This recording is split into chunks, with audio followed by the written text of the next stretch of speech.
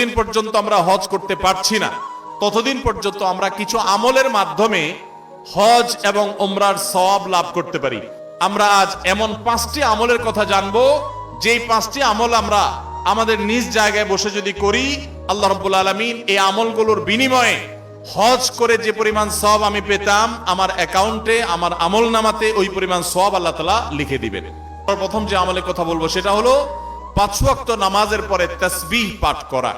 দ্বিতীয় আমল, যে আমল আমাদেরকে হজের সওয়াব এনে দিবে ইনশাআল্লাহ, উমরার সওয়াব এনে দিবে, সেটি হলো সূর্য উদয় হলো, সূর্য উদয়ের 15-20 মিনিট পর, নিষিদ্ধ সময় পার হওয়ার পর যে ব্যক্তি দাঁড়িয়ে 2 রাকাত নামাজ পড়বে, এশাকের নামাজ, আল্লাহ রাব্বুল আলামিন ওই ব্যক্তিকে একটি পূর্ণাঙ্গ হজ এবং উমরার সওয়াব দান করবেন।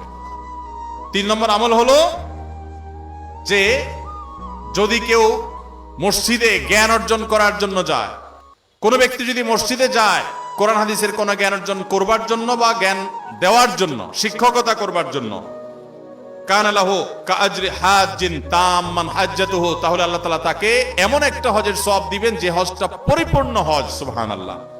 4 নম্বর, মসজিদে কেউ 5 ওয়াক্ত নামাজের জন্য যখন বের হবে, 5 ওয়াক্ত নামাজ পড়ার জন্য বের হলে, আল্লাহকে সন্তুষ্ট করার জন্য 5 ওয়াক্ত নামাজের উদ্দেশ্যে মসজিদে বের হওয়াটাও মানুষকে হজের সওয়াব এনে দেয়।